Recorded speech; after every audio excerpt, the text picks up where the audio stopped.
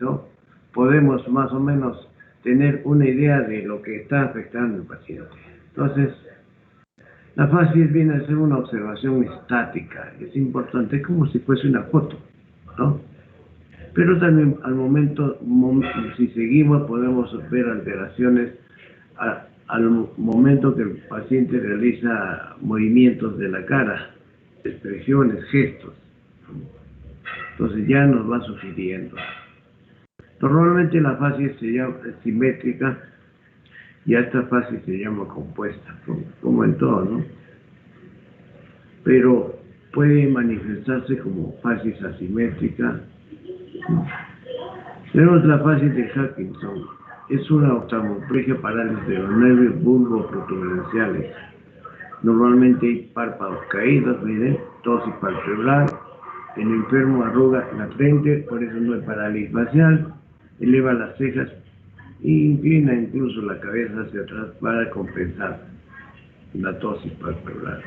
Esta sí es más conocida como la facies acromegálica, ¿no? Por efecto de la hormona del crecimiento en la presencia de tumores. Bájate el volumen. En la presencia de tumores hipoficiarios, entonces se encuentra esto: un engrosamiento de partes sacras, un engrosamiento del pómulo, de la nariz, de la quijada, etc. Una expresión de tosquedad. Miren la evolución de un paciente a través de los años y cómo termina. La miastenia gravis es una enfermedad a nivel de la placa terminal, entonces los párpados a través del día, y no solo los párpados, sino muchas partes del cuerpo y de la cara, van mostrando fatiga y se van cayendo y se van cerrando, ¿no? Entonces, a veces el paciente, para mirar, inclina hacia atrás la cabeza para compensar. Puede ser simétrica o puede ser asimétrica, ¿no? El gigantismo es una expresión, un cuerpo grande, una cara más o menos joven, sin elementos grotescos, ¿me entienden? Eso es lo importante. Y también es por la presencia de hormona de crecimiento, pero en pacientes jóvenes, en que el cartílago epifisiario no se ha cerrado. Una fase es conocida de la sardónica, especialmente en pacientes con afectos de tétano. Hay una contracción de los músculos de la cara que semeja una risa, pero no hay la expresión de emotividad, por el contrario hay expresión de sufrimiento, ¿no? También se le llama fase tetánica. Esta es la fase miopática y casi no podríamos decir mucho sobre ella en cuanto a frecuencia. Hay pocos pacientes, pero se los ve.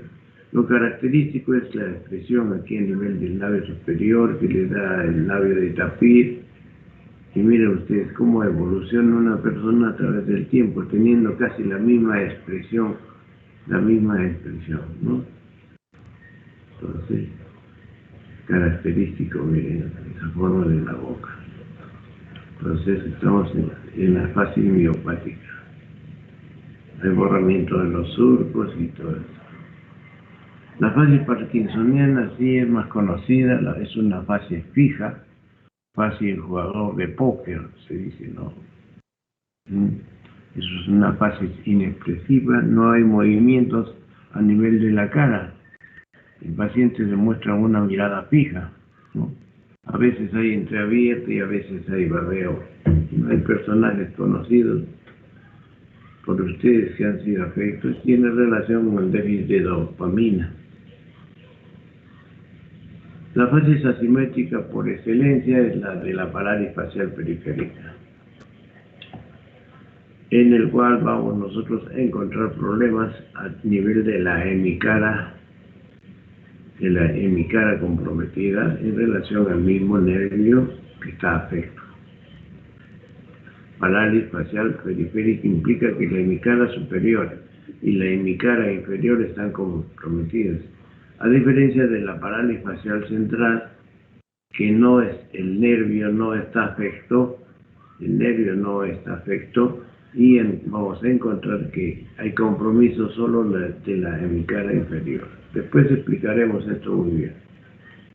Entonces, otros ejemplos de parálisis facial periférico de Bell, miren ustedes, en este caso, ya hemos dicho, este es el lado derecho y este es el lado izquierdo, para todos los efectos del curso.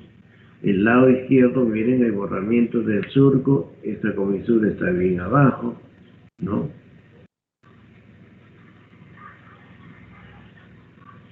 Esta caída, este párpado o el arco superciliar, aquí es más expresivo, ¿no? La señora no tiene arrugas acá, apenas puede cerrar el ojo, porque aquí está el paciente con ojos abiertos, aquí está el paciente con ojos cerrados.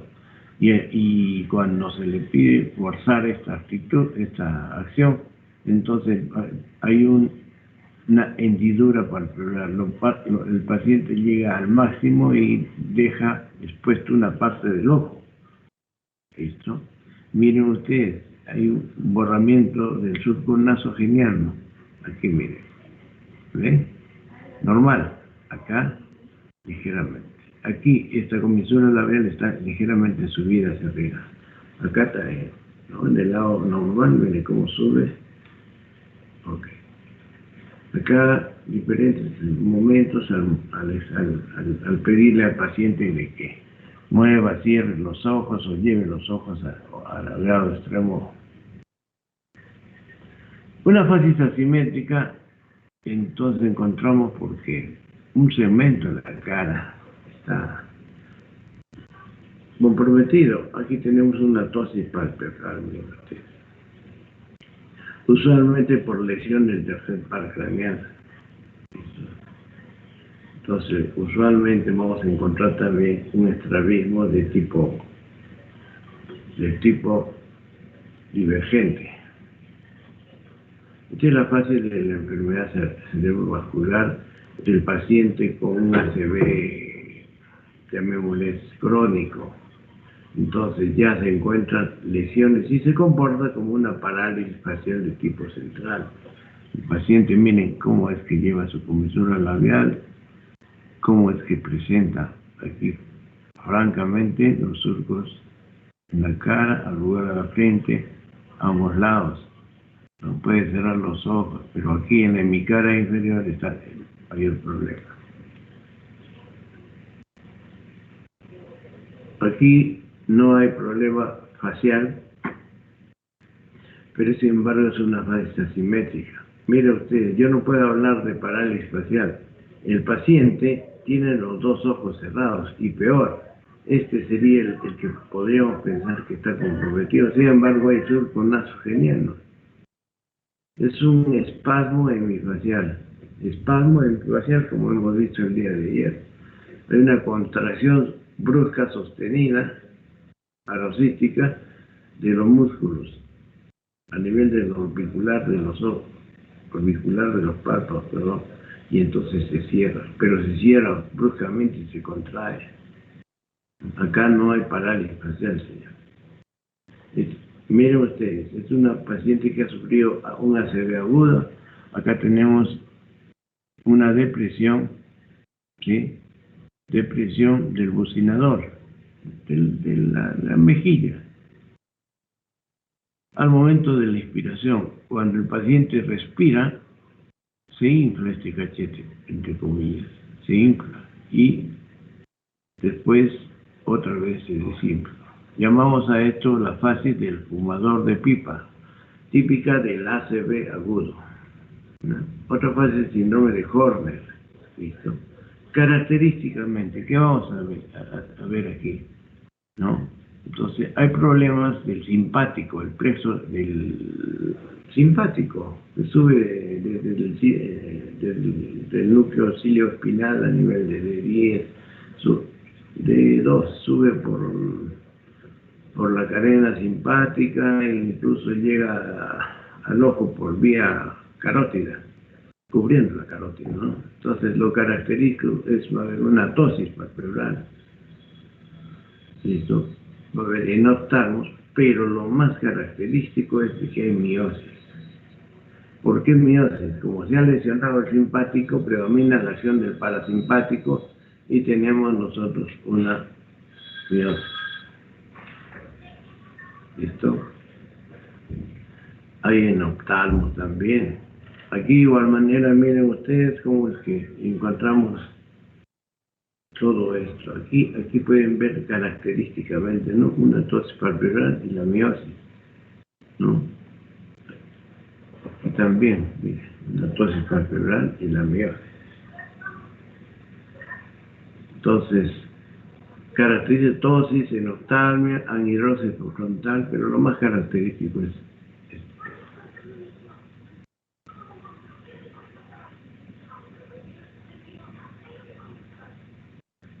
Miren ustedes, este es un paciente que tiene una tosis palpebral.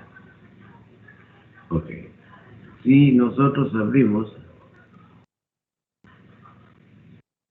levantando el párpado, entonces encontramos un estrabismo divergente. Entonces, ¿qué significa?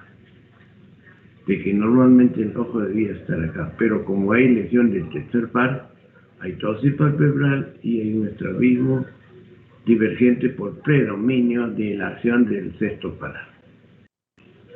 Esto cuando pedimos al paciente que mire hacia la izquierda, esto que está normal, no pasa nada, pero aquí solamente llega el paciente a un estado normal, casi, pero no puede dirigir el globo ocular, o sea, central, posición normal, central, pero no puede dirigir el ojo hacia el lado nasal. Entonces hablamos de que hay un problema del tercer par. Confirmamos, mejor dicho. Obviamente este paciente solo mira hacia acá y mira hacia acá y como característica tiene la diplopía. Es una mancha rojo venosa, es el síndrome de Sturge-Weber. Yo les pongo a ustedes el síndrome de Weber y me ponen esto, el copy-paste, y eso está mal, eso está mal. Abusan ustedes de la cosa. El asunto es cumplir, no me interesa si se aprenden o no, el asunto es cumplir para no. Una parálisis, el paciente podemos encontrar parálisis, en este caso del hipogloso, y el hipogloso izquierdo. Podemos encontrar los ojos de mapache. Este es otro ejemplo de parálisis central. El paciente tiene problemas con su lado, en este caso, miren ustedes, hay mayor actividad, mayores arrugas acá en este lado, en comparación, el surco está más pronunciado, en este lado, en el otro. Y aquí puede arrugar la frente, puede cerrar los ojos, pero aquí hay una pequeña diferencia. La facies mongólica, la facies acondroplástica. Ok, actitud viene a ser la postura que hemos dicho, ¿no? Que adopta el cuerpo estando en los diferentes decúbitos, ok, estando en reposo. Ya lo han revisado ustedes muy bien, todos los decúbitos a lo largo de 8 semanas, igualito, actitudes forzadas, como un decúbito pasivo obligado, mucho más aquí el paciente. Y solo destacaremos esto, por ejemplo, la actitud en gatillo de fusil de los pacientes que tienen portadores de meningitis, no tratan de doblar sus extremidades inferiores, incluso flexionar el cuello, como se llamó el fusil por esta forma, miren ustedes. Músculos de la pelvis, piernas sobre los muslos. El asunto es de que nada estire la dura madre que cubre a la médula, ¿no? El paciente con meningitis también, miren ustedes. Okay. Aquí se evidencia la actitud que tiene el paciente al momento. Esto sería casi como Si veríamos que se doblan las piernas es como un Brzezinski, pero miren ustedes, la actitud, ¿no? Fijo, duro, músculos contraídos, a eso. En el tétano es una contracción enérgica que no solo se puede ver por tétanos. Entonces hablamos de una opistótono, ¿no? Que también puede encontrarse en pacientes con meningitis. Esta es una pintura, una exageración. La actitud parkinsoniana, ¿no? La actitud, pero ya estando parado. Entonces la cabeza y el tronco inclinados hacia adelante, los brazos adosados al cuerpo, mirada fija, pero aquí este temblor, después vamos a ver. En total nos da una impresión, ¿no? Lo más importante es la lentitud, actitud de la hemiplegia aquí. Este es un paciente como el otro que ha sufrido un ACV, entonces estamos en la fase crónica. Miren la posición del cuerpo, del brazo izquierdo, la de la pierna, ¿ok? Entonces, ¿cómo está regionado? ¿Cómo es que aquí incluso la rotación interna del pie? Es típico de la enfermedad de los ACVs, especialmente a nivel, o ACVs isquémicos o hemorrágicos a nivel de la cápsula interna. La actitud atáxica, la actitud de decorticación, la actitud de descerebración que hemos visto. Hemos visto una mnemotecnia, la doble C, la doble E, por la rotación. La actitud vestibular, el paciente tiende a... Es más frecuente en la calle ver perritos con este, lleva la cabeza hacia un lado, ¿no? El paciente también, o niños, la cara se dirige hacia el lado opuesto. La marcha. Entonces, el asunto es que debe una marcha siempre con algunas características, manteniendo ciertos patrones en cuanto al balanceo o al tono muscular. Y para esto es la integridad de muchos, como por ejemplo que esté bien el cerebelo, que esté bien los núcleos vestibulares, que haya una buena visión, que haya una buena información del sistema musculoesquelético, de las articulaciones, o sea, una información propioceptiva de tipo inconsciente y consciente también. Al caminar se va recibiendo aferencias de cómo está el piso, se va recibiendo aferencias a nivel de los ojos, por los ojos. Entonces hay diferentes más. Miren, la hemipléjica. ¿Dónde está la mano? Por favor, miren ustedes. Cuando se les presenta una figura, a ustedes no sale o no razonan, ¿no? Ok, por algo tiene pues el bastón el paciente. El paciente con Parkinson no usa bastón, miren cómo está flexionado. El hemipléjico, cómo es que va a caminar, cómo está su brazo. El paciente con una ataxia de tipo cerebeloso, miren ustedes, solo la base de sustentación está ahí, puede estar balanceando de un lado para otro, estando parado, ¿no? ¿Ok? Y miren ustedes acá, el paciente con pie caído o lo que se llama marcha equina, y esto es más típico, pero acá hay un error. Esto el paciente tiene que estar mirando para abajo. En la ataxia tabética, tipo de cordones posteriores o sensorial, el paciente recibe aferencias, normalmente, ¿no? Pero acá no, para él no hay, y para él está caminando en todo momento sobre algodones, ¿ok? Entonces, miren ustedes, una marcha atáxica aumenta la base de sustentación, hay temblor. Una hemipléjica hace este tipo de movimiento. Y en el paz todo está bien, tiene que a veces mirar ¿Por qué? Porque la punta del pie puede chocar. Imagínense subiendo una grada, esta punta choca, entonces el paciente tiene que levantar bien su rodilla, su miembro, su cadera, su rodilla, por eso se llama marcha equina también, o estepach. Muchas veces no tiene que ver con muchas lesiones cerebelosas del sistema nervioso central, sino lesiones del ciático poplito externo, frecuente en jugadores de fútbol. Entonces, esta es una marcha táctica. Miren el paciente cómo mira para poder caminar, se apoya. Y si le hacemos un Rommel, siempre va a ser positivo. ¿Qué significa Rommel positivo? Cerramos los ojos, ya veremos después de coordinación cómo hacemos esto. Y el paciente se cae. ¿Por qué? Nuevamente la marcha hemiparésica, la marcha hemipléjica, espástica, ¿no? Marcha hemipléjica espástica, ¿no? O de segador, o de guadaña, o de cizalla también, guadaña, cizalla. O sea que antes había ese instrumento largo y con eso se segaba. Y se hacía esta operación y se juntaba la hierba, la avena, lo que sea.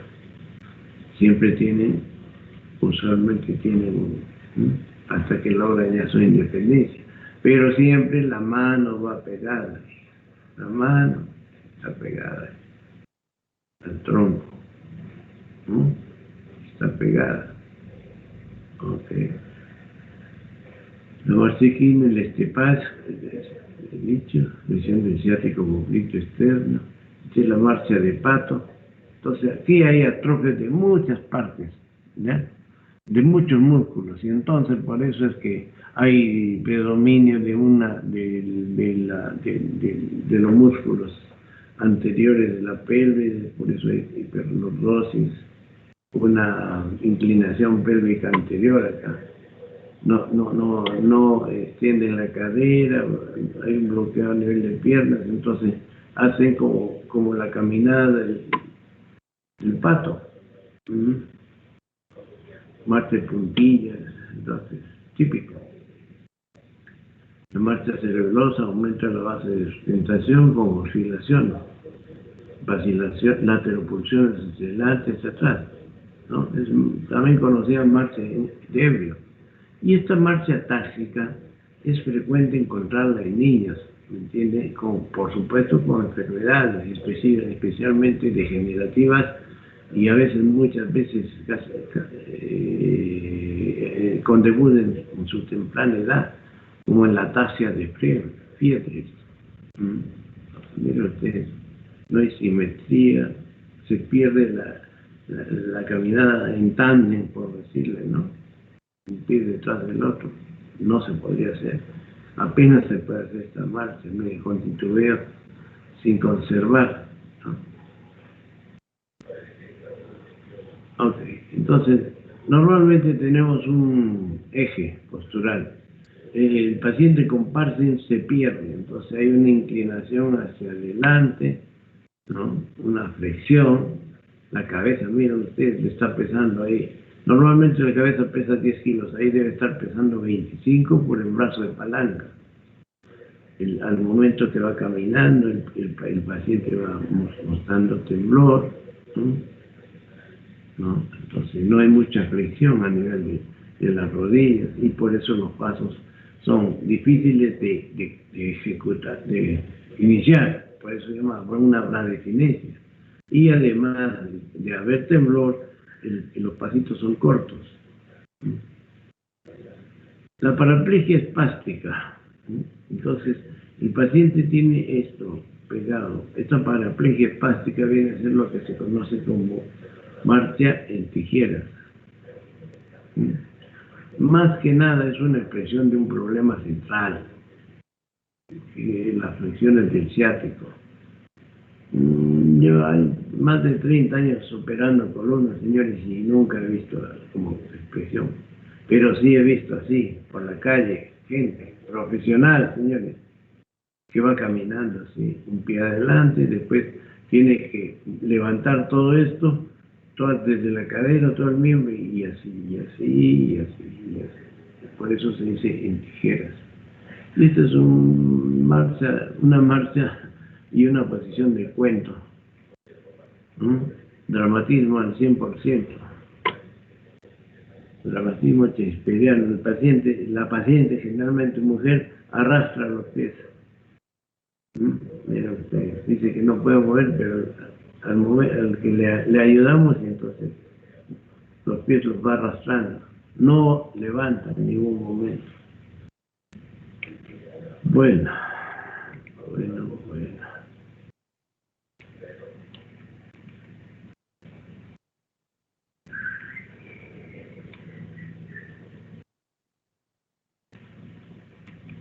Continuamos.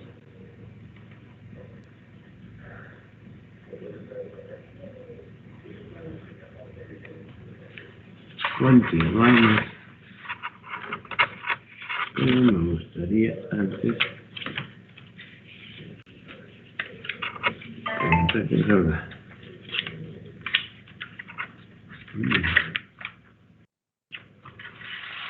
Perdió la lista. ¿Está el señor Pari? ¿La señorita Pari? Sí, doctor, presente. Tejada Tirinos.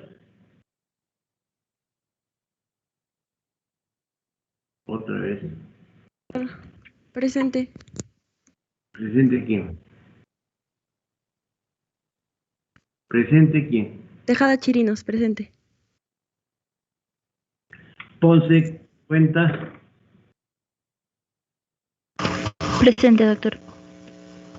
Ramona, sí está, ¿no? Ok. Bueno. Vamos a continuar, entonces.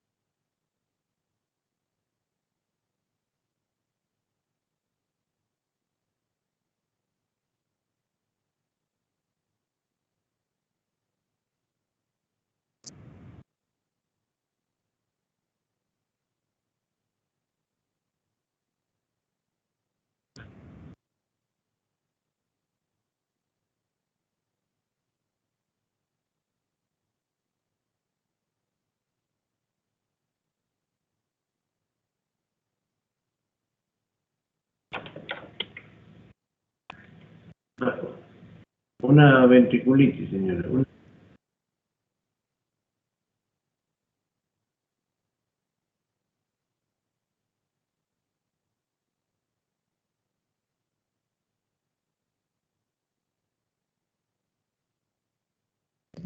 Doctor, disculpe, los videos están sin audio.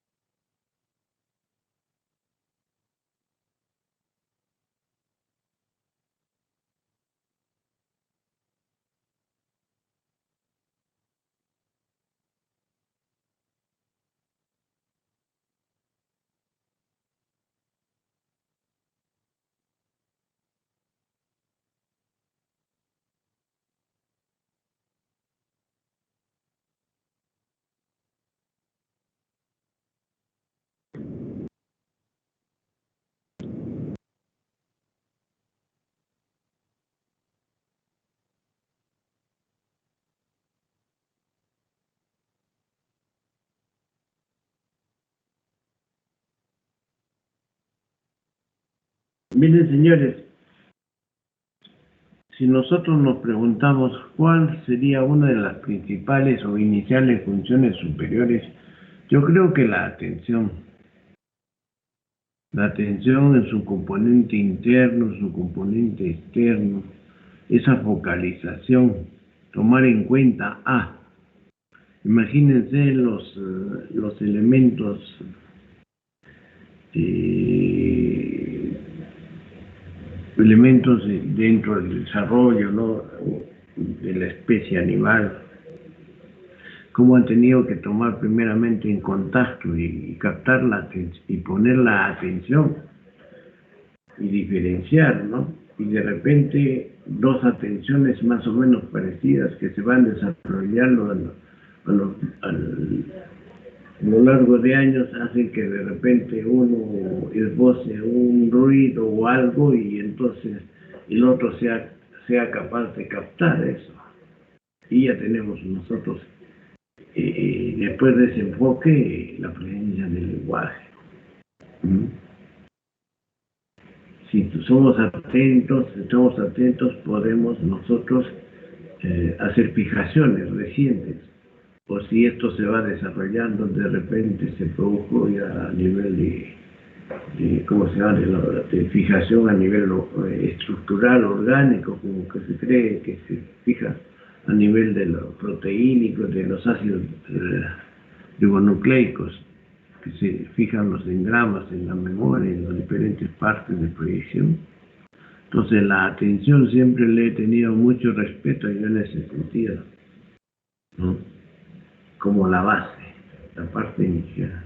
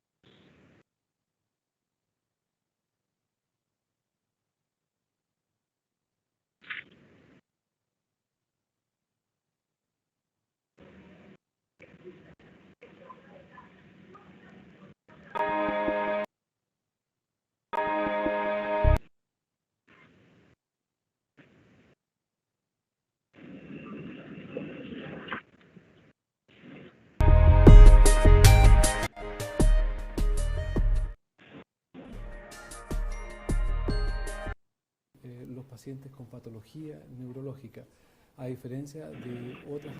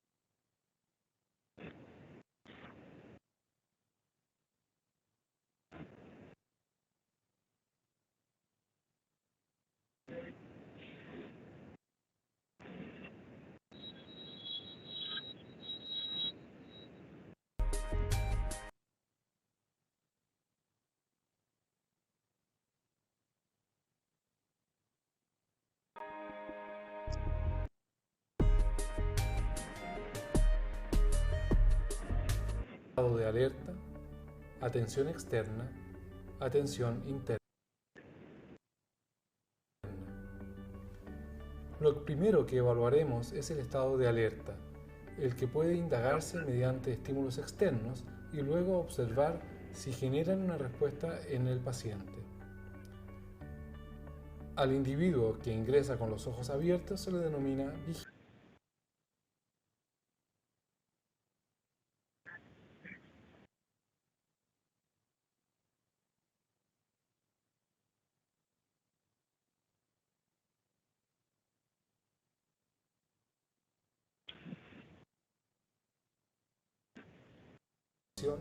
Ejecución y el seguimiento de actividades cotidianas, como lo son el persignarse, el conocimiento de actividades cotidianas, como lo son el persignarse y el saludo de los militares.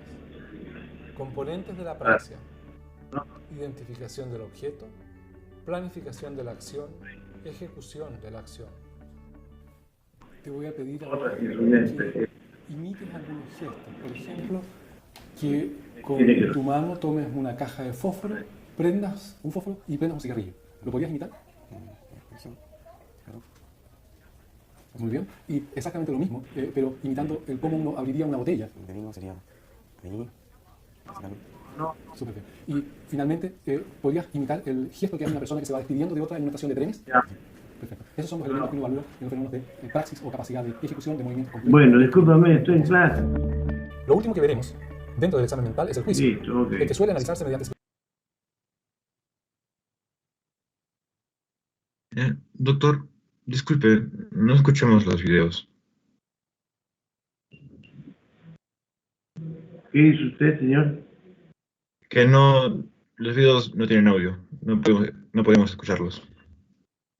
No tiene audio. A ver, ¿qué ha pasado acá? Acá bien. A ver.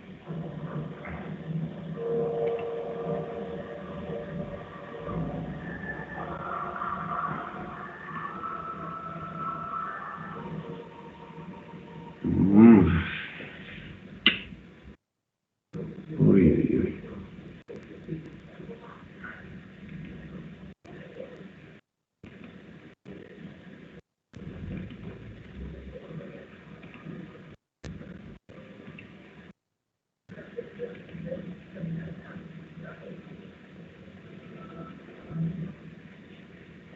Una reacción obvia por parte del paciente.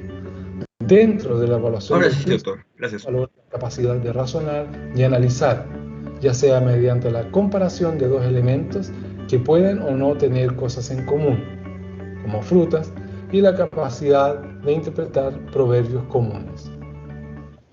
¿Tú me podrías decir en qué se parece que tienen en común una manzana y un plátano? Que son una fruta. ¿Qué tienen en común un martillo con un alicate? Que son una herramienta, trabajo. Perfecto. ¿Y la diferencia que hay entre un río y una laguna? Que uno corre y otro está como estancado. Sí. ¿Y la diferencia que hay entre un niño y un enano? Que uno es congénito y otro es una etapa de la niñez. Puede ser. Y finalmente, ¿qué diferencia hay entre una equivocación y una mentira? Que uno es a propósito y otro no. Perfecto, eso es lo que uno evalúa esencialmente en la capacidad.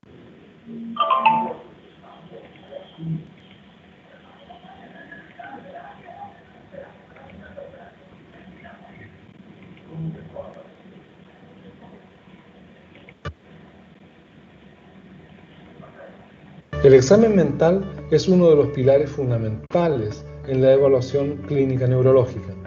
Su valoración comienza desde el momento en que el paciente entra a la consulta, observando su comportamiento e interacción con el ambiente. Eso no escucharon los guiones, ¿no? ¿O sí? Sí, doctor, sí se escucha. No, no, ahora, pero antes, en la primera parte. ¿Se escuchó? No. No, doctor. ¿Ah? No se escuchaba. No sé, ¿y por qué no me pasaron la voz? Discúlpeme. Sí, doctor, sí le dije, pero creo que no me escuchó. Bueno. Es importante en la evaluación mental dirigida considerar la presencia de una persona cercana al paciente que pueda proporcionar información fidedigna respecto al estado cognitivo y conducta previa a la examinación. En el examen mental se determinan las funciones cognitivas superiores del paciente que permiten estimar u orientar un proceso diagnóstico a nivel del encéfalo. Al igual que el resto de la evaluación neurológica, debe usarse con criterio frente a pacientes con sospecha o evidencia de deterioro. La conciencia es lo primero que se evalúa dentro del examen mental. Para lograr tal propósito tenemos que indagar sobre los siguientes aspectos: estado de alerta, atención externa, atención interna. Lo primero que evaluaremos es el estado de alerta, el que puede indagarse mediante estímulos externos y luego observar si generan una respuesta en el paciente. Al individuo que ingresa con los ojos abiertos se le denomina vigil. A partir de ahí, no existe un consenso universal respecto de la terminología, por lo que se recomienda registrar tanto el estímulo como las respuestas obtenidas para que cada persona acceda a la ficha clínica y genere las mismas conclusiones que su emisor original. La atención, siguiendo una línea similar, es la capacidad de discernir dentro de una serie de estímulos aquel adecuado para la situación en la que estamos sometidos. En el caso del paciente está el estímulo del ventilador, el transporte público que pasa cerca de la consulta, las personas de la sala de espera, entre otros, siendo una capacidad normal la de abolir aquellos para concentrarse en la voz del médico. Esto es la atención externa. La atención interna se basa en la capacidad del paciente para seleccionar un estímulo, concentrarse y lograr un propósito, como lo es, por ejemplo, la inversión de series, recurso frecuente de la consulta neurológica. ¿Me podrías, por favor, decir los meses del año desde enero a diciembre?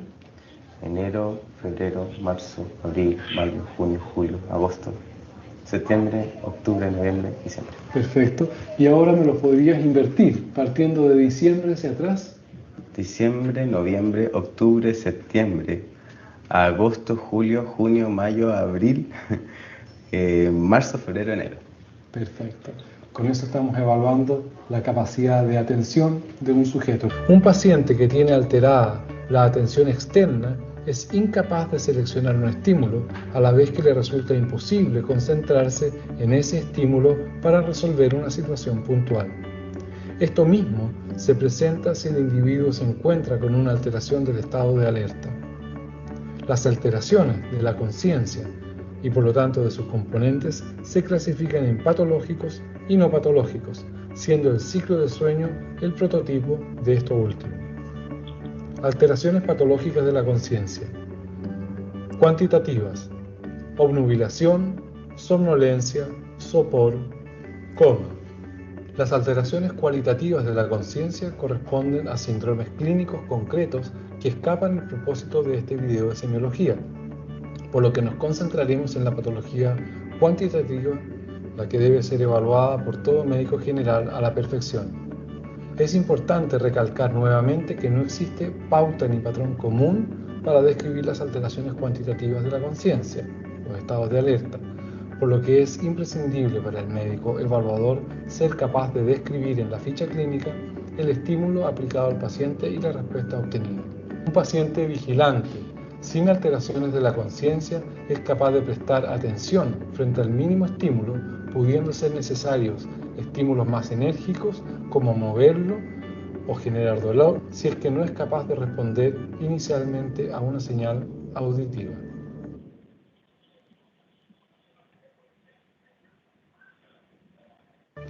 Tipos de orientación.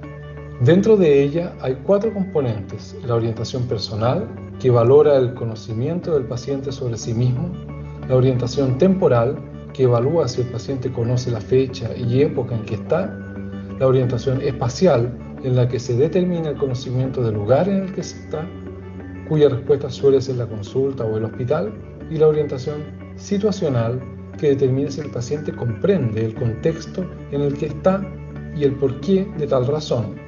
Todo esto se puede lograr con preguntas simples. ¿Tú me podrías decir la fecha actual? 1 de marzo del 2011. Perfecto. ¿Y sabes tú en qué lugar estamos acá? En el hospital docente de la Universidad del Desarrollo. Perfecto.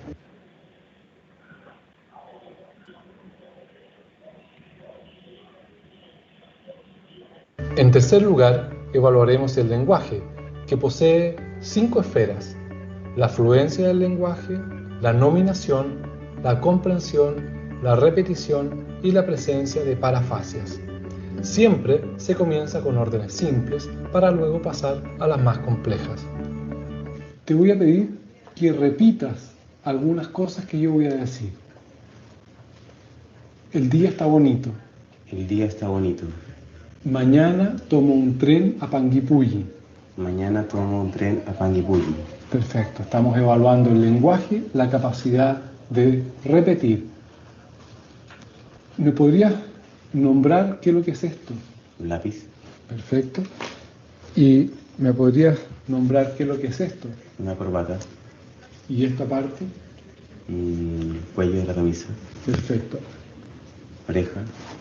Sumamente bien. Estamos evaluando la capacidad de nominación. Y ahora yo, sin ninguna clave, te voy a pedir que ejecutes alguna actividad. Con tu mano derecha, tócate la oreja izquierda. Muy bien.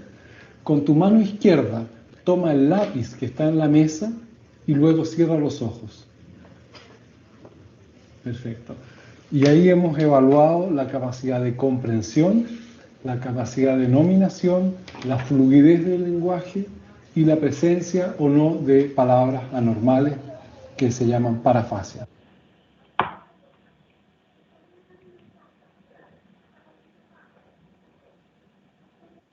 A continuación, evaluaremos la escritura y la lectura. Respecto de la escritura, para ser considerada normal, se debe analizar la estructura de la oración, que debe contener sujeto, verbo y predicado.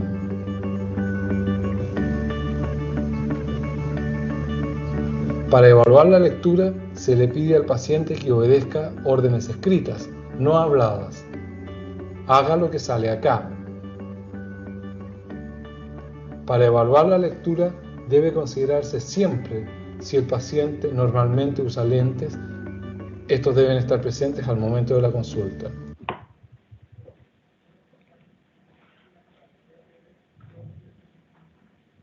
La evaluación de la memoria, contemplada dentro del examen mental, comienza a determinarse desde la anamnesis, preguntando antecedentes y hábitos del pasado. Para su valoración, vamos a evocar eventos de varios años atrás, eventos recientes, como los que el paciente hizo o comió ayer, y eventos inmediatos, al pedirle que recuerde 3 palabras que se las diremos al inicio de la evaluación. Te voy a pedir que recuerdes 3 cosas que te voy a nombrar ahora, te las voy a preguntar en un rato más. ¿Ya? Clavo, avión, flor. ¿Me las puedes repetir ahora? Clavo, avión, flor.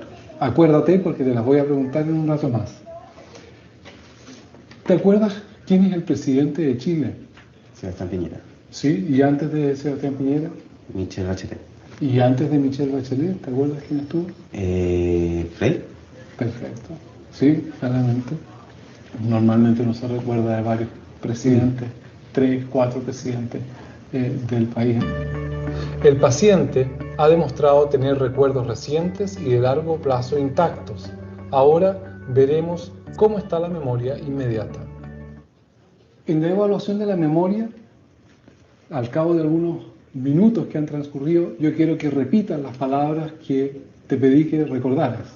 Clavo, avión, flor. Perfecto. Y eso es lo normal, que al cabo de 5 a 10 minutos uno sea capaz de retener 3 objetos de 3 que se pidieron recordar.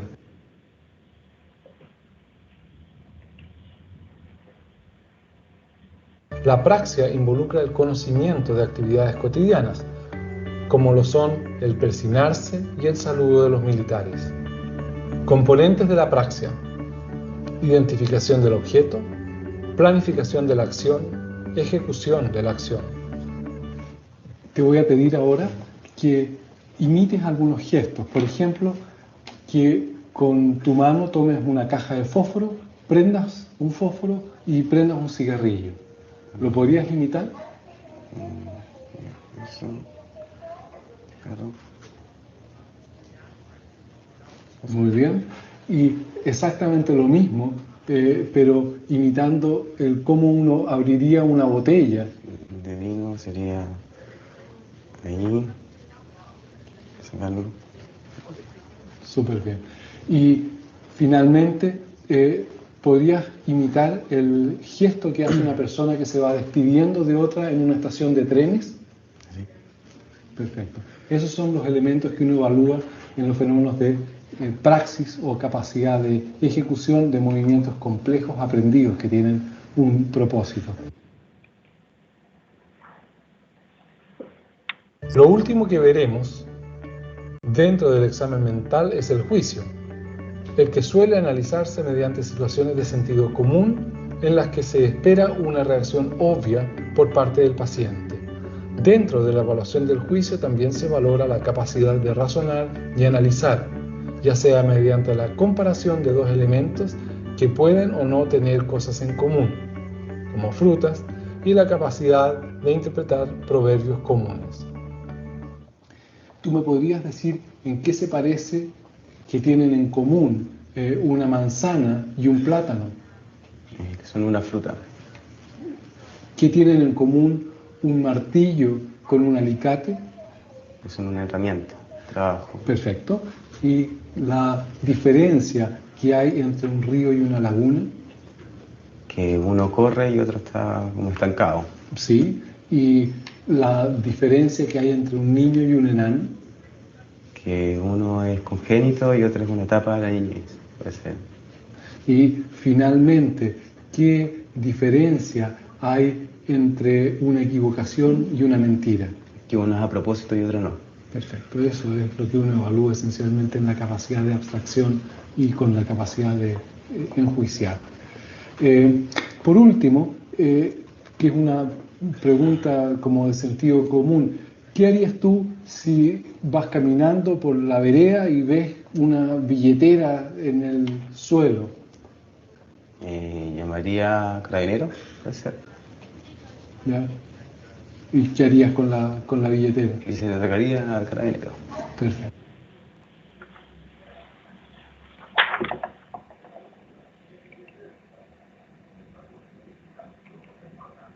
Bueno, señores, entonces eso es en lo que se refiere a la evaluación de las funciones mentales o superiores, ¿no? Hay muchas más funciones que deben evaluarse, pero se comprende que estas podrían ser las mínimas y las indispensables. Incluso de la praxia podríamos ver si hay qué tipo de apraxia hay, idiomotriz, ideatoria, si la praxia es del vestido. Podríamos examinar el cálculo, la comparación, claro que lo hemos hecho en el juicio, pero también podríamos el estado emocional, la emotividad, todo eso se evalúa en las funciones superiores, el contenido del pensamiento, eso es importante, el nivel de la inteligencia, los diversos tipos de inteligencia. Esta es una evaluación mucho más profunda que lo hacen en la disciplina de psiconeurología. Psiconeurología, y entonces ellos desarrollan estas partes y son hasta cierto punto pues especialistas. Para todo esto en forma práctica se puede recurrir a la aplicación del Mini Mental Test de Force, donde es una escala que ya está estandarizada y puntuada, y entonces se puede aplicar y por debajo de un número ya podemos hablar la presencia de un trastorno cognitivo de demencia, por ejemplo. Ok, vamos a pasar a los pares craneanos.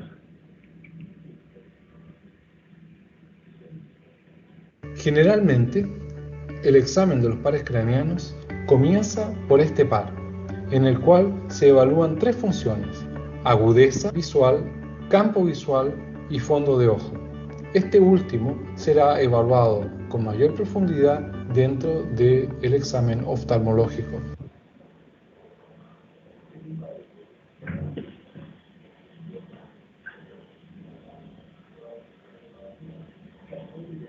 La agudeza visual se evalúa de manera binocular o monocular, según el motivo de consulta del paciente. En un examen neurológico se evalúa la capacidad de lectura a una distancia de unos 30 centímetros. Lo normal es que un individuo sea capaz de leer una letra de 12 puntos. Si el paciente no ve las letras, el siguiente paso es evaluar su capacidad de contar dedos a la misma distancia. En caso que el paciente tampoco sea capaz de contar dedos, simplemente se busca la capacidad de apreciar movimientos. Finalmente, si el paciente tampoco es capaz de distinguir movimientos, se evalúa capacidad de ver un estímulo luminoso con una linterna. En resumen, la agudeza visual se puede valorar en forma gruesa según la siguiente graduación. Etapas para evaluar agudeza visual: lectura a 30 centímetros, contar dedos a 30 centímetros, apreciar movimientos, distinguir luz.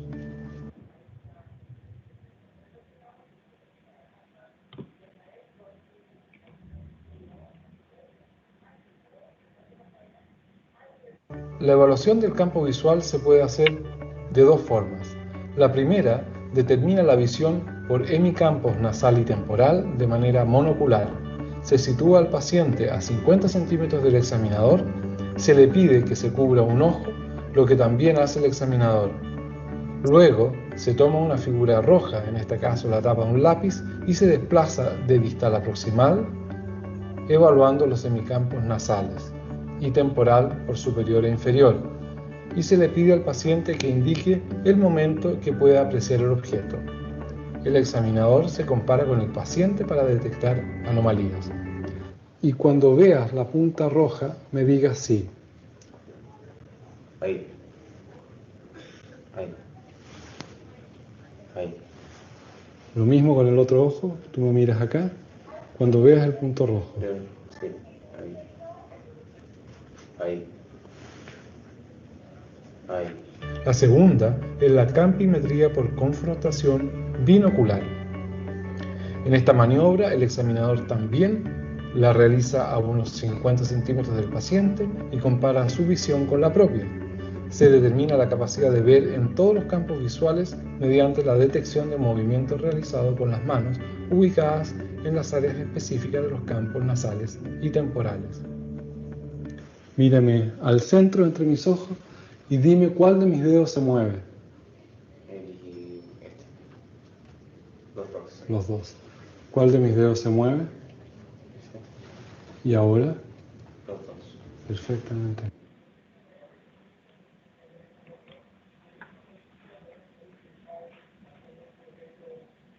Para el examen de fondo de ojo, el examinador debe utilizar su ojo derecho para evaluar el ojo derecho del paciente y lo contrario con el ojo izquierdo. El paciente no debe portar sus lentes y el examinador comienza el examen buscando en primer lugar el rojo pupilar y orientándose con un ángulo de aproximadamente 30 grados hacia temporal del paciente, debe aproximarse hasta lograr visualizar el nervio óptico, realizando los ajustes correspondientes en el revólver del oftalmoscopio, a fin de poder ver clara y nítidamente los detalles de los distintos componentes que pueden apreciarse.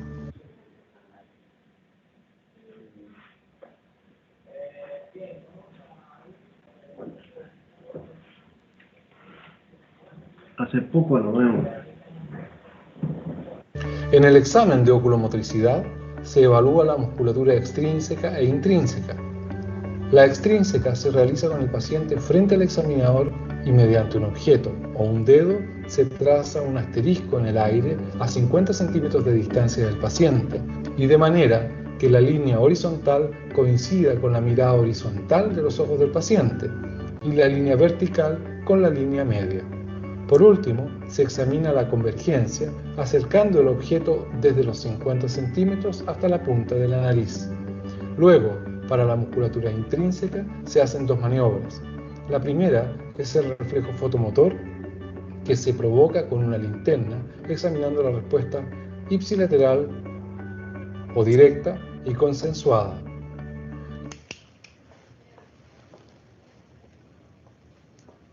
El reflejo pupilar en esta pupila y el reflejo consensual en la otra. Iluminamos el reflejo pupilar y el reflejo consensual en el otro lado. La segunda es el reflejo de constricción pupilar por acomodación, que se provoca acercando un objeto hacia la nariz del paciente. Al mirar y converger los ojos, las pupilas normalmente se contraen.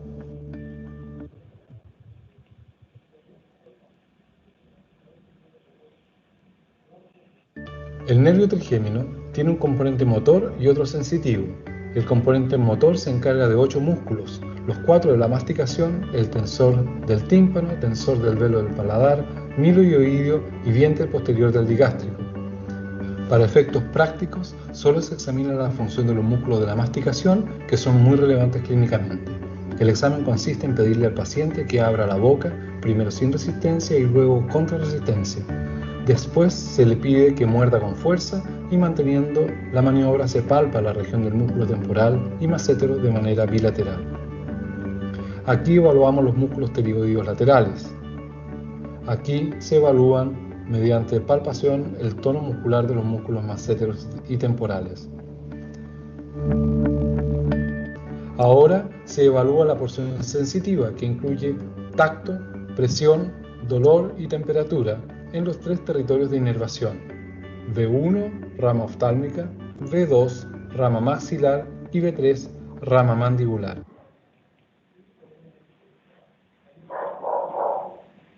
Para evaluar el tacto se realiza tocando la cara con una mota de algodón. Te voy a tocar yo con esta mota de algodón muy suave, ojos cerrados. Cada vez que sientas tú me dices sí. Sí. Sí. Sí. Sí. Ahora que sabemos que no tiene una pérdida importante de la sensibilidad, se compara la sensibilidad de ambas hemicaras. Luego se mide la sensibilidad dolorosa, que se realiza con un bajalenguas aguzado sobre la cara. ¿Sientes la pinchadita ahí? Sí. ¿Parecida a esa pinchadita? Sí. ¿Esa pinchadita? También. ¿En comparación con esta pinchadita? También. ¿Esa pinchadita? También. ¿En relación a esa pinchadita? Sí. Perfecto. Podemos comparar también distal, ¿sientes eso? Con proximal. ¿Se parecen? Perfecto.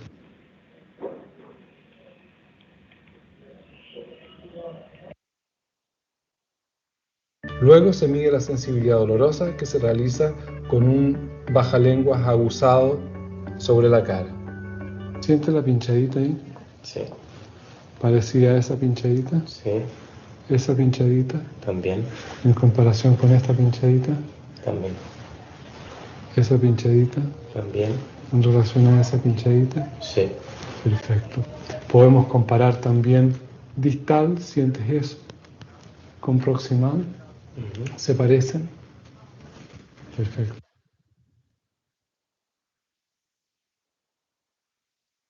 A continuación, se examina la sensibilidad térmica utilizando algún objeto metálico como un diapasón, buscando generar un estímulo frío.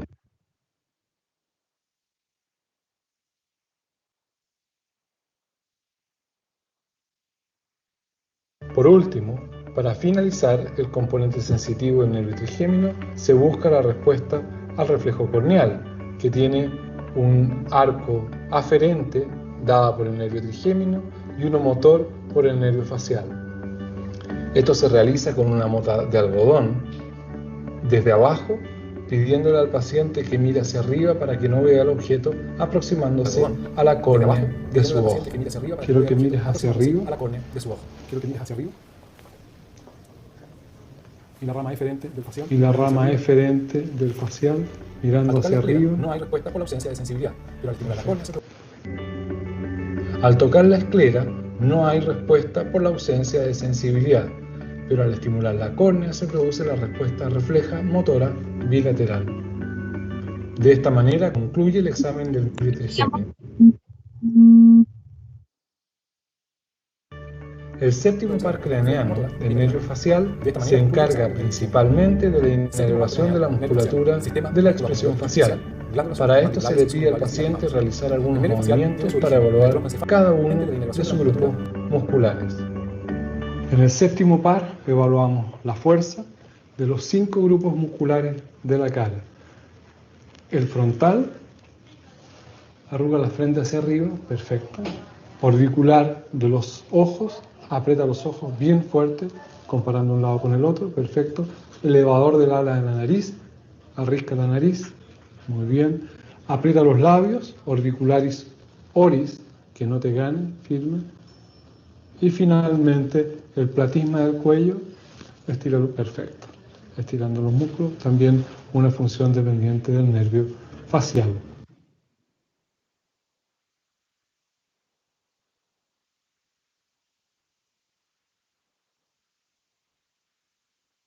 En el nervio vestíbulo coclear se evalúan 2 funciones, una auditiva y otra vestibular. La función auditiva se examina de 2 formas. La primera de manera gruesa, mediante el roce del pelo, el frote de los dedos o el tic-tac del reloj, y las segundas con las pruebas de Rine y Weber, para determinar lesiones de conducción o lesiones centrales nerviosas. Par, evaluamos la agudeza auditiva. En la agudeza auditiva le pedimos, rozamos el pelo. ¿Sientes eso? Sí. ¿Escuchas eso? ¿Lo escuchas ahí? También. Perfecto. La prueba de Rine compara la conducción aérea con la conducción ósea. Cada oído es examinado por separado. El examinador debe usar un diapasón de 256 Hz y colocarlo en el proceso mastoideo cerca del meato auditivo externo. Se le pregunta al paciente cuándo deja de escuchar el sonido. En ese momento se saca el diapasón del proceso mastoide para ubicar el diapasón justo delante del pabellón auditivo y se le pide nuevamente que diga cuándo deja de escuchar el sonido. Lo normal es que la conducción aérea sea mejor que la ósea, por lo tanto podrá escuchar el diapasón después de haber dejado de escucharlo a través del proceso mastoides, lo que resulta una prueba de Rine positiva. Cuando no puede escuchar el diapasón después de cesar la audición por transmisión ósea, se considera negativa.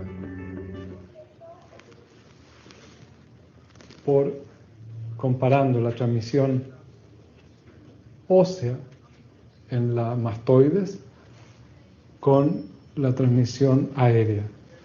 ¿Alcanzas a escuchar ahí? Un poco. ¿Y ahí? Sí.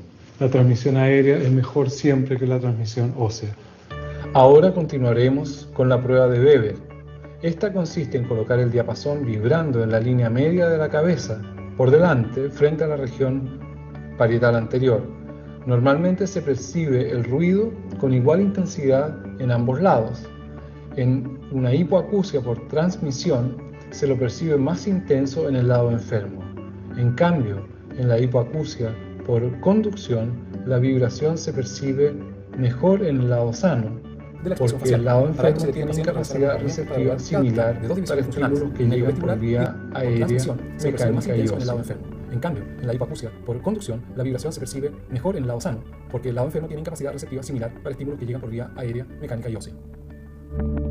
El examen de la función vestibular comienza vestíbulo coclear se evalúan 2 funciones, una auditiva y otra vestibular. La función auditiva se examina de 2 formas. La primera de manera gruesa, mediante el roce del pelo, el frote de los dedos o el tic-tac del reloj, y las segundas con las pruebas de Rine y Weber, para determinar lesiones de conducción o lesiones centrales nerviosas.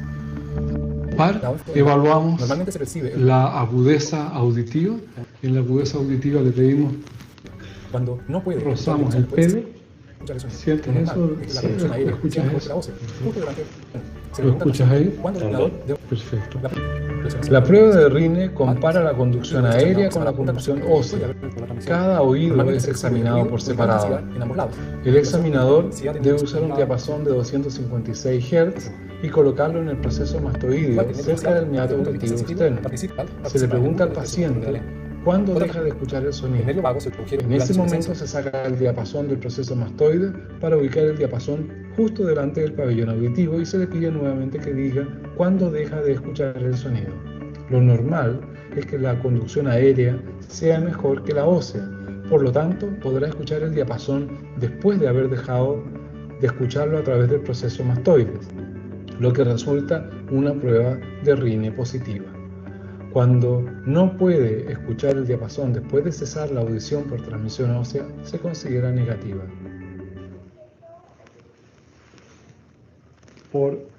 Comparando la transmisión ósea en la mastoides con la transmisión aérea.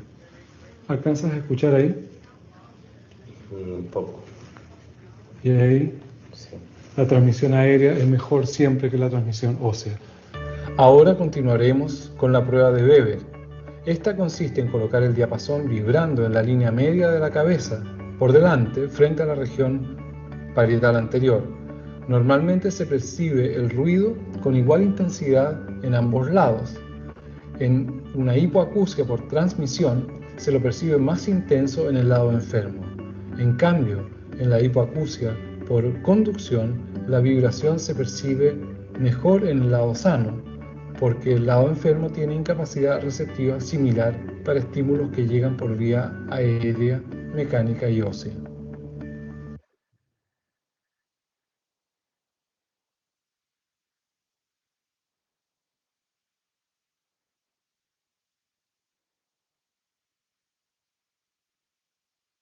Para examinar ambos pares craneales, se examina la evaluación del paladar y el reflejo faríngeo. Abre tu boca grande y se ve la elevación de la faringe. Di A. Se eleva simétricamente el velo del paladar. La elevación simétrica del paladar es lo normal. Ahora, al tocar el paladar o la raíz de la lengua con un bajalenguas, se obtiene una elevación refleja del paladar y una posible arcada. Abre tu boca, el reflejo nauseoso, en donde se eleva el velo del paladar en forma espontánea.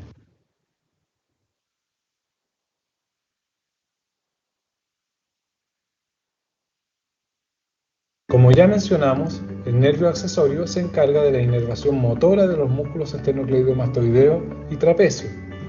Comenzando por los primeros, se deben activar ambos esternocleidomastoideos.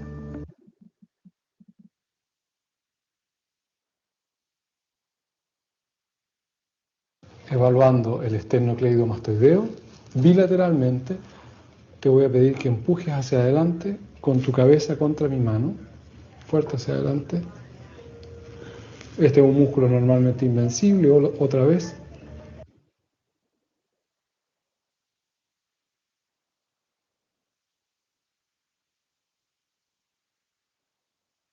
Evaluando el esternocleidomastoideo, bilateralmente te voy a pedir que empujes hacia adelante con tu cabeza contra mi mano, fuerte hacia adelante. Este es un músculo normalmente invencible, otra vez.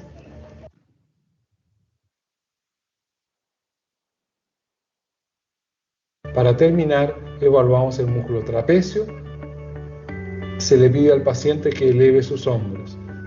Luego se puede palpar el músculo trapecio para evaluar el tono y masa muscular. Finalmente, vemos el músculo trapecio. Se inspecciona en su porción superior, en su porción inferior. Vemos que el trofismo es simétrico y le pedimos a nuestro paciente que encoja sus hombros, en donde se ve muy bien la porción anterior e inferior del nervio del músculo trapecio. Otra vez, contra resistencia, perfectamente.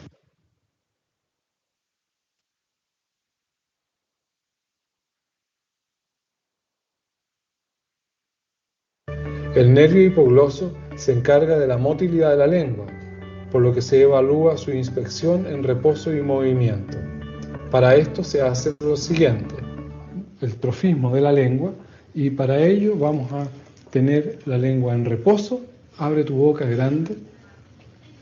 La lengua en reposo habitualmente no tiene ningún tipo de movimiento y es simétrica en términos de trofismo, el lado derecho y el lado izquierdo. Al pedirle que protruya la lengua, saca la lengua hacia adelante, la lengua sale central, deja la lengua adentro, empuja mi dedo a través de la mejilla con la lengua, vemos la fuerza muscular, al otro lado, perfecto. En este caso, ambos nervios hipoglosos están indemnes. De lo contrario, por ejemplo, si se tiene desviación en reposo hacia la derecha, quiere decir que la lesión es del nervio izquierdo. En esta misma lesión se le pide al paciente que protruya la lengua, esta se desviará hacia la izquierda, hacia el mismo lado de la lesión.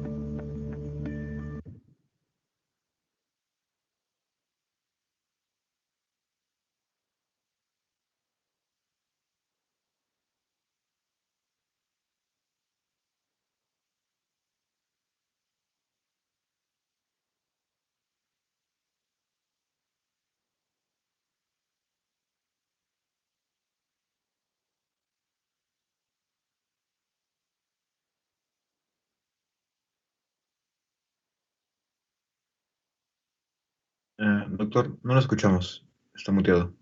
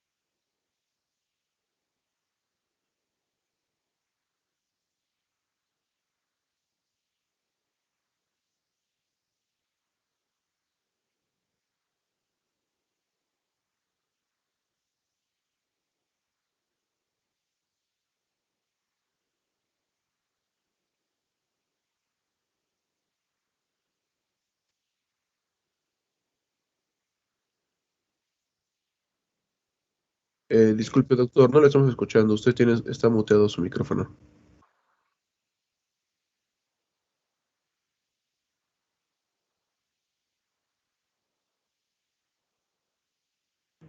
Ok, disculpe. Entonces nos vamos acá. De nuevo, Bejarano Barreda. Presente, doctor. Benítez. Benítez Vizcarra. No. Calle Chávez. Presente, doctor. Ariana Milusca. Presente, doctor. Contreras Tinta. Presente, doctor. Delgado Canazas. Presente, doctor. Flores Escobar. Presente, doctor. Flores Juárez. Presente, doctor. Gallegos Mamani.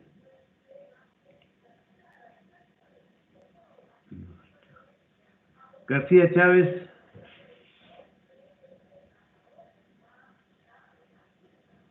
González Luna. Creo que me han aumentado. Herrera River. Presente, doctor. Presente. Guamán Sarayasi. Huanca Acosta. Presente, doctor. Me han mandado solito, me han inscrito en la informática 15 alumnos más. Huancawiri. Guayua Quispe, sí es de ustedes. Presente, doctor. Tatiana, Digita Tatiana. Presente, doctor. Esto es Luna Uribe, no es de ustedes. Otra vez me la han inscrito. Maita Visa, sí. Presente, doctor. Buenos días. Merma Castillo también es. Presente, doctor. Buenos días. Miranda no es. Mora Juárez, Presente, doctor. Buenos días. Pacheco Fuentes, Presente, doctor. Buenos días. Citapari Yucra, Presente, doctor. Jordenín, Presente, doctor. Buenos días. Rita Scarlett, también es del grupo. Sí, presente, doctor. Buenos días. Rita Turbi Ponce, Presente, doctor. Buenos días.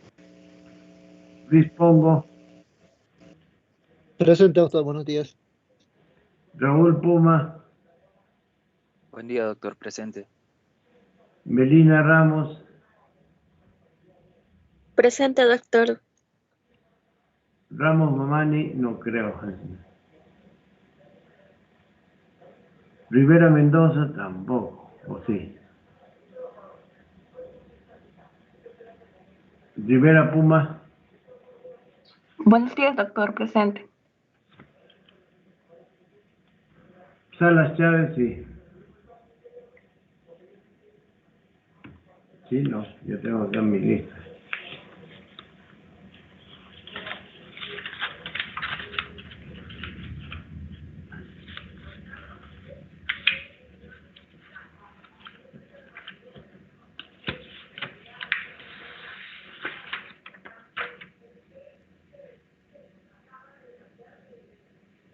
Estamos en Rivera Puma, ¿no? Ok, de ahí. Salas Chávez, ¿no? Perfecto. Tejada Chirinos, Presente, doctor. Torres Cárdenas, sí. Presente, doctor. Torres Cárdenas. Vega Barriga, sí. Presente, doctor. Buenos días. Velarde Rodríguez también, sí. Presente, doctor. Buenos días. Mario Junior, no. Yauri Cama. Perfecto. Zapana Cocido es un infiltrado. Y solo falta ¿quién? Segarra Uría. Buenos días, doctor. Presente. Y ahí queda. Ok, señores. Volvemos.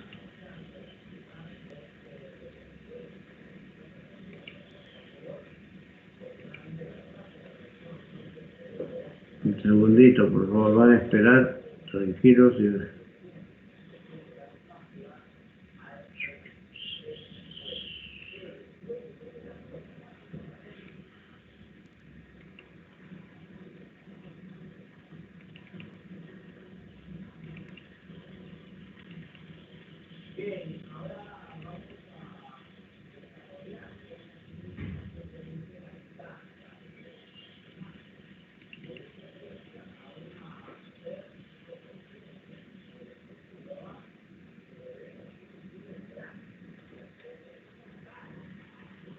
Se mira, señores, ¿no? Bueno, todavía. No, todavía no. Ahora recién. Exámenes de los pares craneales. Entonces ya los conocen ustedes, además, nervio olfatorio. Entonces, ¿cómo es? Hay que usar, como ustedes ven, tapando una fosa nasal por vez, ¿no? Y tratar de identificar sustancias. nervio óptico. Entonces tenemos que ver la campimetría por confrontación mono o biocular, la agudeza visual por separado, el fondo de ojo por separado y la visión de colores mediante las tablas de Ichihara. Entonces la agudeza visual puede ser en forma tosca, grosera, ¿no? Como esto, cuenta dedos, movimiento, sombra, percibe luz, o aplicar esto, la capilla de Snellen a 6 metros, a 6 metros, señores, y la de Jagger, que es una más cercana, a 30 centímetros, es para ver la visión cercana. Tendremos que colocar el paciente en esa posición. Este es a 6 metros, ¿no?, de Snellen. Entonces aquí vamos a ver 20 sobre 20, 15 sobre 20, según lo que ve. Y esta es la tabla de Ichihara para identificar alteraciones en la identificación de colores. Esta es la campimetría por confrontación. Miren ustedes. Así es. Y tratamos de mover y el paciente nos va a decir si ya mira o no mira. Y debe concordar con lo nuestro. ¿Listo? Entonces se hace como una cruz, un asterisco, arriba, abajo, diagonal, etc. Puede ser uni o biocular. Y tratando de evidenciar alteraciones, como por ejemplo amaurosis, una hemianopsia heterónima, como por ejemplo en los casos de lesiones del quiasma óptico por tumores, una hemianopsia homónima. Miren ustedes, este es heterónimo, este es homónimo, ¿no? Ambos campos, en este caso derecho, están comprometidos, significa que el ojo, que la vía visual izquierda está comprometida. Y aquí las cuadrantosis, igualito que la vía visual está comprometida. Como hay doble cruzamiento, entonces estará comprometida el labio superior. Eso es el asa parietal, el asa temporal, el examen del fondo de ojo con un aparato adecuado. Objetivos es buscar alteraciones como la presencia de edema de papila, típico de la presencia de hipertensión endocraniana, y esto es lo máximo que podemos encontrar, pero de mala suerte, se llama atrofia de papila, en la cual vamos a encontrar de que el disco desapareció y aparece solamente un elemento redondeado blanco, ya no rosado. El paciente concomitantemente va a decir que no ve nada. Nervio oculomotor, entonces ya hemos dicho, esto tiene que ver con la motilidad extrínseca e intrínseca del ojo, especialmente la intrínseca está relacionado con el simpático y el tercer par en su lado. Ok, la inspección ya a simple vista nos debe dar si un párpado está caído, si un ojo está si un globo ocular está desviado o no, si está midriático o no, y bueno, hacemos todas estas pruebas. Entonces normalmente ocluimos y estando con una luz tenue estimulamos y se debe producir esto, una miosis refleja. Frente a la luz, esto es un reflejo fotomotor normal. De midriasis pasamos a miosis. Listo, el reflejo consensual es un reflejo indirecto, porque actuamos sobre un ojo y tenemos que ver si hay una reacción semejante en el otro. Por ejemplo, miren ustedes, esta es una anomalía. Acá sí la cosa está, ¿no? El consensual, miren ustedes, la constricción, aplico, y ahí la constricción contralateral. En el directo, yo esto y me fijo en el mismo ojo. Ok, miren ustedes, estamos en tenue midriasis. Aplicamos nosotros un elemento de iluminación y este ojo hace que presente miosis y simultáneamente reflejamente en el otro lado. Podemos poner acá un dedo, una mano, un papel para evitar de que algo de luz pase al otro y nos dé mayor veracidad, ¿no? Pero acá miren ustedes, estamos en luz tenue. Aplicamos el estímulo aquí y se produce la respuesta a esperarse, que es una miosis. Sin embargo, del otro lado no pasa nada. Entonces, este es un reflejo consensual, anómalo o patológico. Bueno, esta es la miosis, esta es la midriosis. Entonces, se habla de pupilas anisocóricas cuando en una misma persona encontramos midriasis y miosis y una pupila más o menos normal. Entonces, los movimientos oculares ya desde la inspección en forma pasiva y activa en la motilidad extrínseca, ¿no? Observación, la posición de la cabeza y la posición de los ojos, ¿no? A veces ya podemos ver un estrabismo, midriasis, miosis.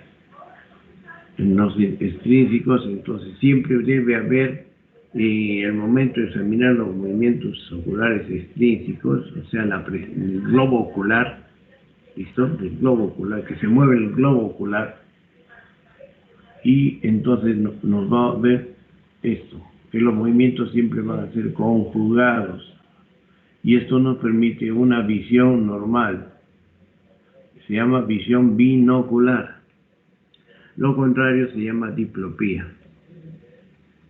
Entonces, cuando falla en los movimientos oculares un par craneal, se va a encontrar diplopía. Los movimientos intrínsecos ya los hemos visto. Vean ustedes la relación tercer par interno, sexto par externo, los oblicuos. Vemos acá, ¿no? Este ojo está llevado hacia arriba. Vemos este ojo está llevado hacia afuera. Hablamos de estrabismo superior, hablamos de estrabismo divergente. Entonces, podemos apreciar desde ya la ptosis, característica del motor ocular común. Miren ustedes diferentes grados de ptosis, que pueden acompañarse o no de midriasis. Este es el reflejo de conversión. Un estímulo se acerca y como consecuencia se produce una respuesta de convergencia interna de todos los ojos, de los dos ojos. El nervio coclear nos permite normalmente el patético, ¿no?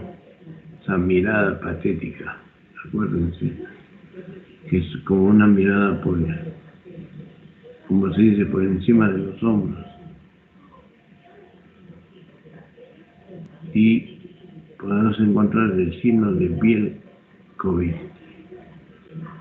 ¿Qué pasa? Normalmente el paciente está así con su miren, y de repente si inclina la cabeza compensa. Aquí tiene diplopía, aquí disminuye su diplopía. Entonces anda con la cabeza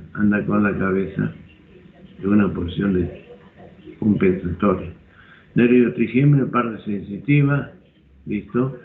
Y podemos apreciar, importante, ¿no? Todas las formas de sensibilidad, epicrítica, térmica, dolorosa, superficial, ¿no? En sus ramas supraorbitaria y infraorbitaria. O sea, el primer par, segundo, el quinto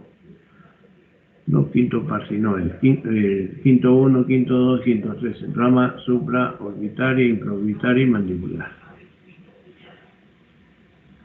La motora, podemos palpar la contracción del mastetero y en forma lateral los pterigoideos. Hacemos contrafuerza y el reflejo corneal, nunca olvidar, tocar la córnea, que es la que es sensible. Entonces vamos a ver cómo se hace. Así. ¿Sí? Evaluación de los pterigoideos. Evaluación sensitiva de la piel. nervio abducen, ¿no? El motor ocular externo. Entonces su presencia se va a traducir en un estrabismo convergente por falla, ¿no? Como pueden ver ustedes acá. Entonces, como consecuencia, el paciente tiene diplopía.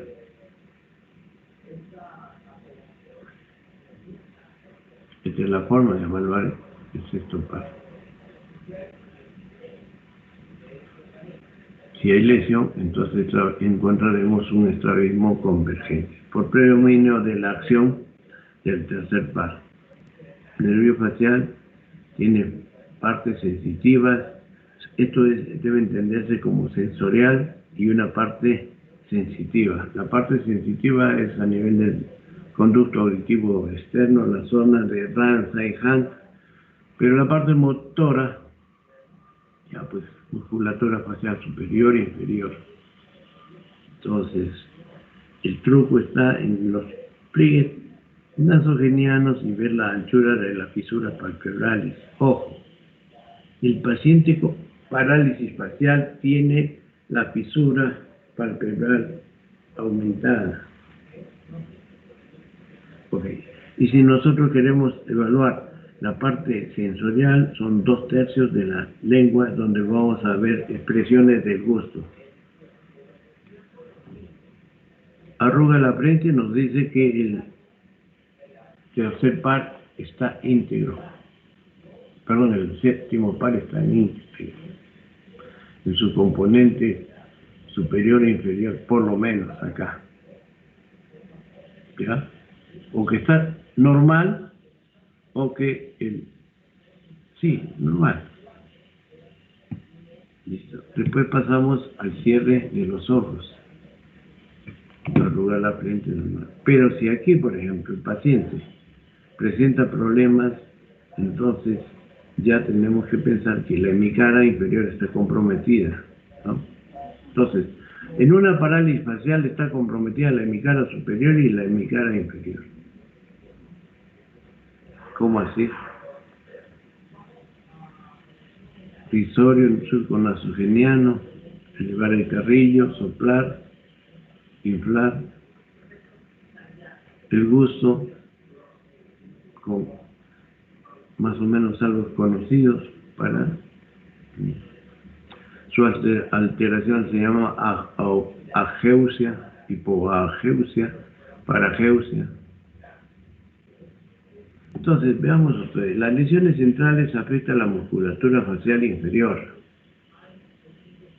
¿Por qué? Porque la superior tiene un control bilateral de ambas cortezas.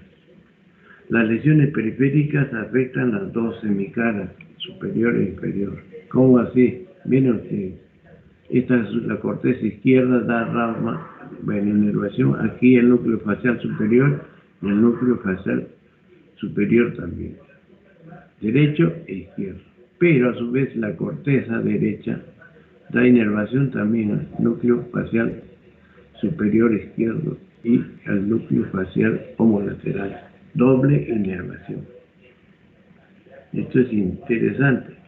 Entonces la lesión aquí como acá será diferente a la lesión periférica. Yo tengo esta lesión en el lado izquierdo, por lo tanto todavía está indemne el núcleo facial superior porque recibe inervación, entonces todavía la hemicara superior puede funcionar. Por el contrario, bueno, es la hemicara superior. Por el contrario, cuando tengo una parálisis facial periférica, entonces como aquí se va a originar el nervio, aquí está comprometida cualquier tipo de influencia superior que nazca de este lado, que nazca de este lado, todo está alterado. Y también está alterado los cilindroides que nacen del núcleo facial inferior. Entonces, como consecuencia, toda la hemicara superior comprometida, la hemicara inferior comprometida. Es decir, en consecuencia hay una parálisis total periférica de toda la hemicara, en este caso de la derecha. Como podemos apreciar aquí, ¿no? Problemas acá, problemas allá. Estoy a cerrar. Miren ustedes, el lado de la parálisis es el lado que no se cierra el ojo. Parcial, periférica. No hay arrugas, no hay surco y esto se lleva arriba. Entonces, típicamente es una parálisis que compromete el hemicardio superior y el hemicardio inferior. Las pruebas de Rine, Weber y para qué. Hay dos funciones, la auditiva y la vestibular. La auditiva, tosca, grosera, con el pelo, con el cuchicheo, con el sonido de la chasquear de los dedos, ¿no? Y la de Rine es así, ¿no? Se pone un diapasón estimulado y cuando el paciente ya no siente, lo pone en el oído y normalmente debe sentir. Eso significa un fin positivo, significa que la vía, como siempre es, la conducción aérea es mejor que la conducción ósea. Entonces, listo. Vuelve.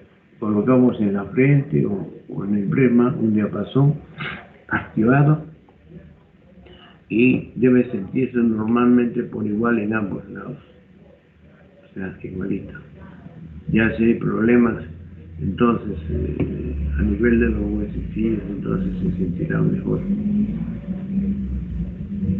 ¿No? En condiciones normales debe escucharse en ambos lados. Si no, se dice que la conducción ósea está mala. Prueba de Romberg. Esta es una prueba en la cual puede ser sensibilizada, como acá no está caminando, está parada, así como que Romberg sensibilizado. Se cierran los ojos, el paciente con los brazos así o colocados lateralmente o extendidos, con la cabeza inclinada hacia atrás, pies juntos, y uno tiene que estar ahí. Así sospecha altamente. Y el paciente positivo es que comience a lateralizarse a uno u otro lado, ¿no? Puede hacerse una maniobra y entra así, ya después veremos que son maniobras para distractoras. Este es un tándem positivo, por ejemplo, ¿no? Pero un tándem, no. Una prueba de Romberg en tándem o prueba de Romberg sensibilizada positiva. Acá ir en la marcha sobre un pie. Poco a poco, si realiza esta marcha con los ojos cerrados, el paciente va a tender a moverse del sitio inicial. Peor es en caso de la estrella de Babinski, ¿no? El paciente se le ordena con los ojos cerrados que vaya adelante y atrás, adelante y atrás, adelante y atrás, hasta que cambia y se lateraliza, dibujando en el piso, simulando una estrella. Así es. Así es. Se llama test de Babinski-Weil. El test de Barani normalmente, después con los ojos cerrados, debe estar ahí, pero ¿qué pasa? En algunos casos hay una desviación. Y siempre va a ser positivo cuando se va hacia el lado lesionado, ¿no? En este caso es izquierdo, o sea, a este tipo de desviación se refiere. De estar aquí, de repente se lesionó, entonces el lado derecho está.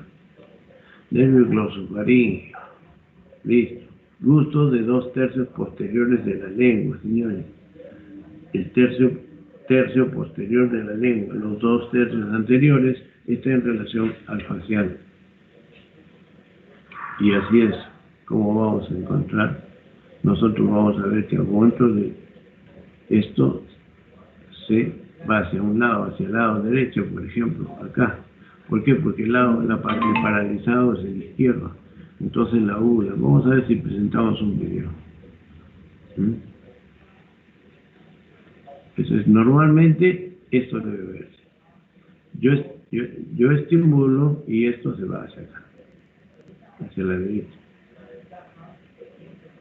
Se busca también integridad con el nervio vago en relación al reflejo nauseoso palatino, la deglución, la fonación. Porque el nervio vago esencialmente carpio reno entérico, o sea, tiene que ver con las funciones autonómicas, ¿no? Pero arriba podemos hacer, en cuanto a la simetría del paladar y cuando de forma activa pedimos que diga A, entonces ahí va a haber una alteración. El signo de la cortina de Bernier, que se dice. Va a haber disfagia, voz nasal, o sea, disfonía, parálisis. Aquí tenemos la exploración física, miren ustedes. Entonces va a haber parálisis de la cuerda vocal, si hacemos una laringoscopía, disfonía al hablar. Aquí miren ustedes, esta es una parálisis típica del glosofaringeo. Al momento que dice se le estimula, entonces la úvula se va hacia el lado derecho. Este arco disminuye, ¿por qué? Porque está tenso. Es decir, normalmente este glosofaringeo derecho y el izquierdo están en equilibrio y mantienen la úvula centrada. Acá no, todo se va aquí, esto puede vibrar, como que se cierra la cortina, y aquí tienen ustedes que se ve hasta el pilar posterior. Bueno, el nervio accesorio ya lo hemos visto.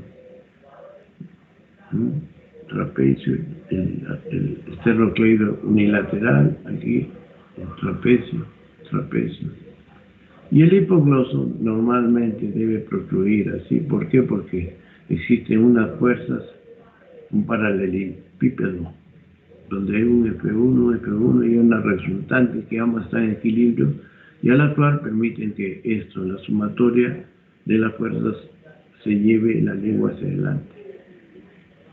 Pero si está lesionada, entonces va a predominar la fuerza del lado normal sobre el enfermo. En este caso, una hemilengua derecha lesionada hace que la hemilengua izquierda protruya hacia el lado enfermo. Aquí, esto está enfermo y esto está normal. ¿Alguna pregunta, señores?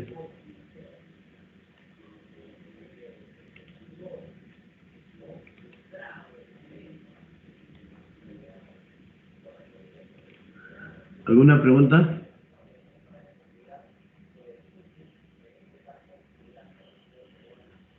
Creo que no, doctor. Ha quedado claro. Ok, listo. Hasta luego. Buenos días. Hasta luego, doctor. Gracias. Hasta luego, doctor. Hasta luego.